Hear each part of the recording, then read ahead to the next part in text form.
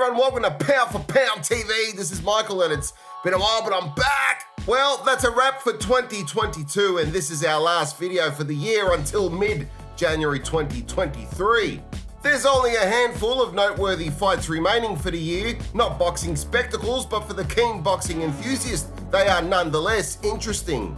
Upon the posting of this video, two noteworthy fights have recently passed us by, namely Terence Crawford versus David Avanesyan, and over in Japan, we saw Naoya Inoue versus Paul Butler. Crawford showed us why he is among the pound-for-pound best in the world, dispatching another top 10 contender with ease. And as for Inoue, about the same, also dispatching his opponent by knockout only later in the bout to become the first ever and Japan's first ever 4-belt unified and undisputed bantamweight champion in the 4-belt era. Both fights went the way I expected and I never did get around to making a video for them. Having said that, a fight that does not come with a foregone conclusion will happen on the 31st of December this year. In that fight, Kazuto Ioka will take on Texan Joshua Franco in the land of the rising sun to defend his WBO title. Furthermore, he'll also be looking to claim Franco's WBA super flyweight title. It promises to be a back and forth punch up and it goes down in Tokyo, Japan. Kanpai! Kazuto Ioka has been busy toiling away in the shadow of his arguably more recognized countrymen, at least to the broader boxing community that is. I am of course talking about Naoya Inoue, who came to prominence and appeared on the radars of general fight fans only a few years ago. In that time, Ioka had already been plying his trade and earning major titles. Inoue earned his first major title in 2014, capturing the WBC light flyweight title off champion at the time, Adrian Hernandez.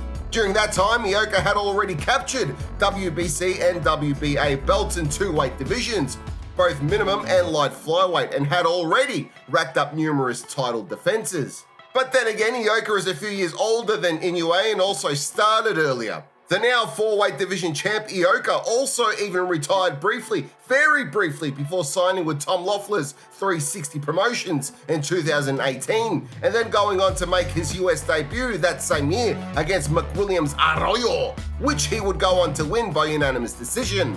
It should be noted that this was also his first foray at super flyweight. Only 3 months later in the same year, in yet another fight on the last day of the Gregorian calendar year, a Japanese boxing custom, kind of like Cinco de Mayo fight weekends, Ioka met Filipino Donnie Nientes. Applying pressure and fighting on the inside was Ioka's first strategy. It's where he likes to fight, but he was on the end of a lot of scoring shots, and so the Ioka team changed tactics midway, opting to fight more from the outside.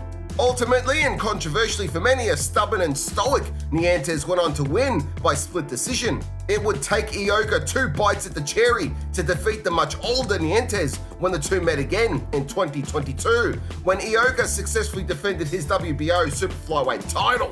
Kazuto Ioka is a mid-range to inside fighter who likes to apply pressure against his opponent, but in a conservative and measured approach. He rarely wastes a shot and instead throws well-placed, intelligent shots. He rarely unloads a barrage of punches, but instead launches short batches of shots, 2, 3, 4 at a time, and always evenly dispersed to the head and body.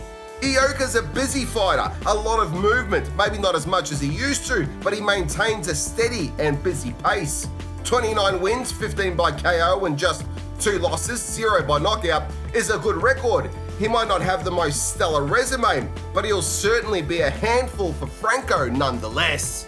Joshua El Profesor Franco is coming off a trilogy fight, and not long before that trilogy fight, he concluded yet another trilogy fight, wrapping that one up in 2019 against Oscar Negrete. There was a bout in between against Jose Burgos, which ended in dramatic victory for Franco, but this was book-ended and overshadowed by 2 action-packed 3-fight sagas.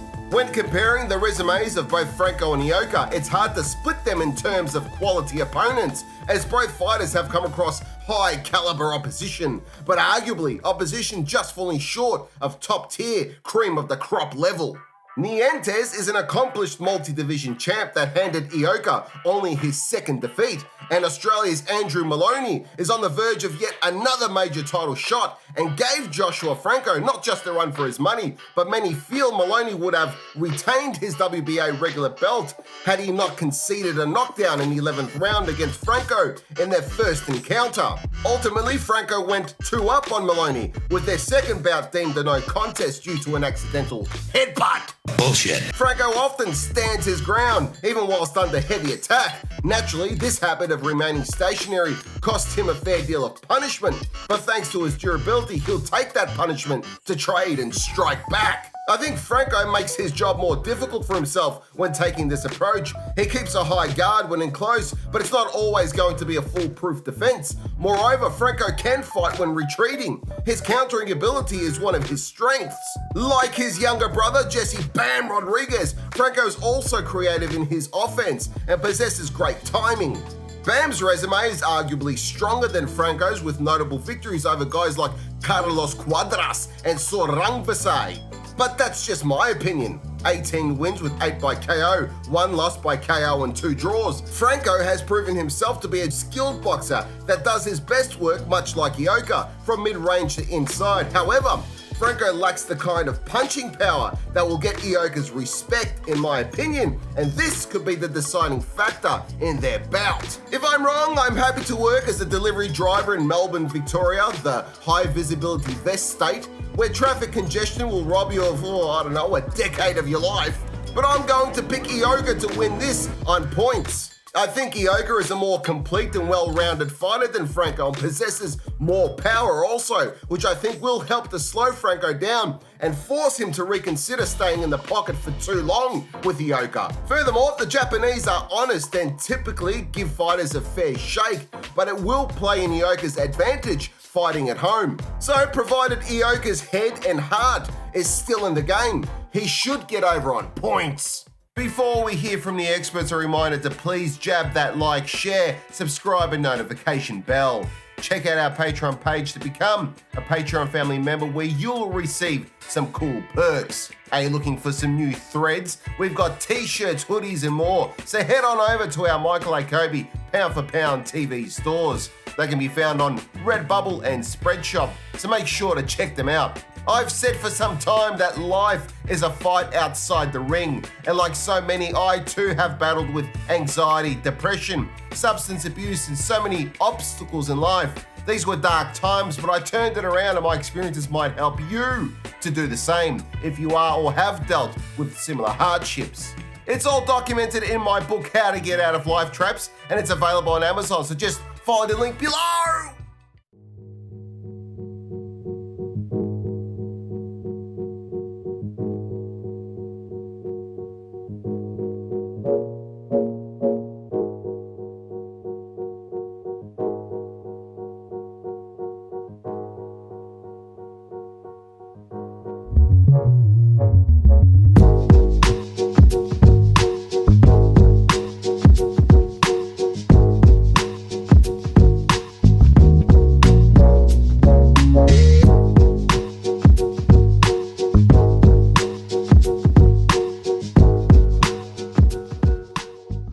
Thank you for watching P4P TV. Please remember to subscribe and hit that notification bell for future updates. See you in the next one.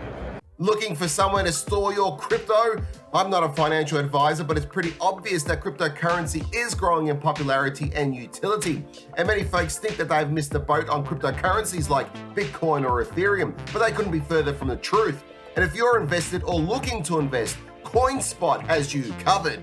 This is not a paid sponsor, but CoinSpot is what I use to buy or sell crypto, and it's where I keep my investments safe. Click the link below and check out the up-to-date and user-friendly charts and overall platform that is blockchain certified and trusted by millions of users.